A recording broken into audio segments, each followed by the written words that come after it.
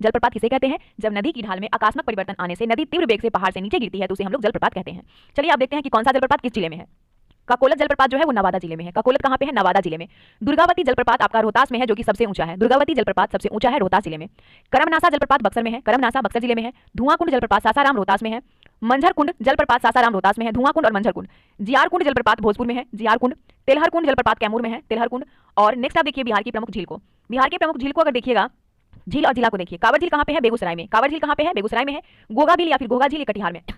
गोगा झील या घोघा झील कहाँ पे है? कटिहार में। कुशेश्वर झील दरभंगा में है। कुशेश्वर झील कहाँ पे? दरभंगा में। घोड़ा कटोरा झील कहाँ पे है? राजगीर नालंदा में। अनुपम झील कैमूर में है। अनुपम झील कैमूर में। सिमरी झील सहरसा में है। जगतपुर झील भागलपुर। मोती झील मोती झील मोतिहारी पूर्वी चंपारण में है। और सरैया मन बेतिया पश्चिम चंपारण में है। पिपरा मन मोतिहारी पूर्वी चंपारण में है। अब बिहार की प्रमुख नहर को देखिए। बिहार की प्रमुख नहर में आता है त्रिवेणी नहर, जो कि गंडक नदी पर है। उसके बाद तिरहुत नहर जो है ये गंडक नदी पर है और ये इससे लाभान्वित होते हैं पश्चिम चंपारण, पूर्वी चंपारण, मुजफ्फरपुर और वैशाली। तिरहुत से। दोन भी गंडक नदी पर है। दोन। पूर्वी कोसी और पश्चिमी कोसी ये दोनों कोसी नदी में है। और पूर्वी कोसी से अररिया सुपौल पूर्णिया प्रभावित होता है, मतलब लाभान्वित होता है। और पश्चिमी कोसी से दरभंगा मधुबनी और सुपौल जो है ये 3 जिला लाभान्वित होते हैं। वहीं राजपुर जो है, राजपुर कोसी नदी पे है और ये सहरसा मधेपुरा बेगूसराय 3 जिला इससे लाभान्वित होता है। राजपुर से पूर्वी सोन नदी पर है और इससे औरंगाबाद जहानाबाद पटना गया और लाभान्वित जिला है। पश्चिमी सोन सोन नदी पर है और रोहतास भोजपुर कैमूर बक्सर ये 4 जिला पश्चिमी सोन से लाभान्वित होते हैं। अब है बिहार के प्रमुख गर्म जल कुंड को देखिए। राजगीर की बात करते हैं तो राजगीर में जो है वो ब्रह्मा कुंड है, जो कि बिहार का सबसे गर्म जल कुंड है। ब्रह्मा कुंड बिहार का सबसे गर्म जल कुंड पूछे तो वो राजगीर का ब्रह्मा कुंड है। उसके अलावे भी है सप्तधारा है, मखदूम कुंड है, गोमुख कुंड है, सूर्य कुंड और नानक कुंड है। ये सभी कुंड राजगीर में है, जिसमें ब्रह्म कुंड सबसे गर्म जल कुंड है। सप्तधारा, मखदूम कुंड, गोमुख कुंड, सूर्य कुंड और नानक कुंड। अब देखिएगा मुंगेर में आता है लक्ष्मण कुंड, सीता कुंड, रामेश्वरम कुंड, ऋषि कुंड, जनम कुंड, भीम बांध, श्रृंगार ऋषि कुंड, भरारी कुंड और पंचतर्त कुंड है ना, पंचतत्व कुंड। ये सभी कुंड जो है वो मुंगेर में है। फिर से रिपीट कर देती हूँ। लक्ष्मण कुंड, सीता कुंड, रामेश्वर कुंड, ऋषि कुंड, जनम कुंड, भीमबांध कुंड, श्रृंगार ऋषि कुंड, भरारी कुंड और पंचतर्त कुंड। उसके बाद गया में एक ही कुंड है, वो है अग्निकुंड। गया में अग्निकुंड है। अब देखिएगा बिहार की मिट्टी को। पृथ्वी के ऊपरी सतह पर फैले मोटे, मध्यम और बारीक में पर्वत पादीय मिट्टी, तराई मिट्टी, पुरानी जलोढ़ मिट्टी या फिर जिसको बांगर मिट्टी बोलते हैं, और नवीन जलोढ़ मिट्टी यानी खादर मिट्टी। ये सभी मिट्टी जो है आपका उत्तरी बिहार की मिट्टी है। पर्वत पादीय, तराई, पुरानी जलोढ़, नवीन जलोढ़। दक्षिणी बिहार की मिट्टी में आ जाता है आपका टाल मिट्टी, कगारी मिट्टी, टाल, कगारी, पुरानी जलोढ़ यानी केरल केवाल मिट्टी और लाल पीली यानी बलथर मिट्टी। ये सभी आपका दक्षिणी बिहार की मिट्टी है।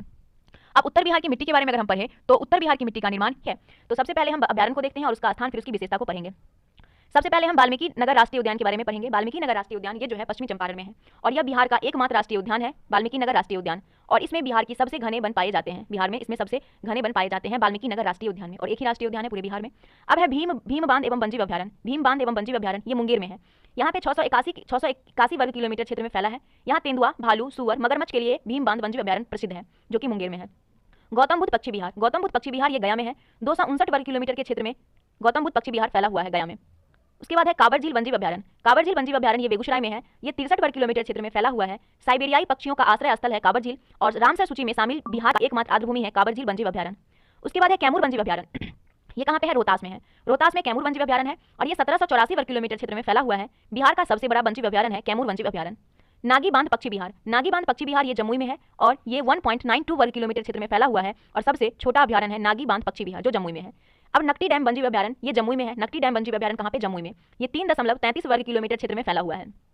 इसके अलावा पंत वन्यजीव अभ्यारण्य जो है नालंदा राजगीर में है और ये 35.84 वर्ग किलोमीटर क्षेत्र में फैला हुआ है। उसके बाद है उदयपुर वन्यजीव अभ्यारण्य। ये पश्चिमी चंपारण में है। उदयपुर वन्यजीव अभ्यारण्य ये 8.87 वर्ग किलोमीटर क्षेत्र में फैला हुआ है। नेक्स्ट है वाल्मीकि वन्यजीव अभ्यारण्य। वाल्मीकि वन्यजीव अभ्यारण्य ये पश्चिमी चंपारण में है और ये 880 वर्ग किलोमीटर क्षेत्र में फैला हुआ है। बिहार का एकमात्र बाघ आरक्ष इसके अंदर है। ठीक है, वाल्मीकि वन्यजीव अभ्यारण्य में।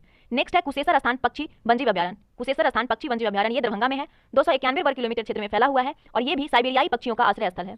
उसके बाद है आपका विक्रमशिला डॉल्फिन वन्यजीव अभ्यारण्य। ये भागलपुर में है। विक्रमशिला डॉल्फिन वन्यजीव अभ्यारण्य जो कि 60 किलोमीटर क्षेत्र में फैला हुआ है और गंगा नदी में मुंगेर से भागलपुर तक जो है इसका फैलाव है। भारत के सबसे पहले डॉल्फिन अभ्यारण्य के रूप में ये प्रसिद्ध है विक्रमशिला डॉल्फिन वन्यजीव अभ्यारण्य। नेक्स्ट है आपका बरेला सलीम पक्षी अभ्यारण्य। ये वैशाली में है। कहाँ पे? वैशाली में। तो ये आपका हो गया। अब देखिएगा वन स्थिति रिपोर्ट 2021। बनावरण में क्षेत्रफल 7381 वर्ग किलोमीटर है बिहार के बनावरण में और प्रतिशत 7.84% है। वृद्धि यहाँ पे 75 वर्ग किलोमीटर की बनावरण में हुई है।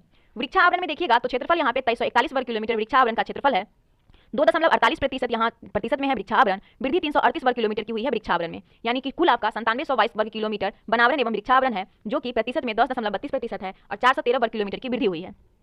जिलों में बनावरण देखिए क्षेत्रफल के अनुसार। जिला में देखिएगा तो कैमूर में 1051.56 वर्ग किलोमीटर क्षेत्रफल है बनावरण का। शेखपुरा जिला में 1.19 वर्ग किलोमीटर क्षेत्रफल है, जो कि सबसे कम में है, और ये सबसे अधिक में है। तो ज्यादा में कैमूर और कम में शेखपुरा। फिर सेकंड में देखिएगा सबसे ज्यादा वाला में तो पश्चिमी चंपारण हो जाएगा, जो 903.34 वर्ग किलोमीटर है, और सबसे कम में सेकंड है अरवल, जहां पे 414 वर्ग किलोमीटर है।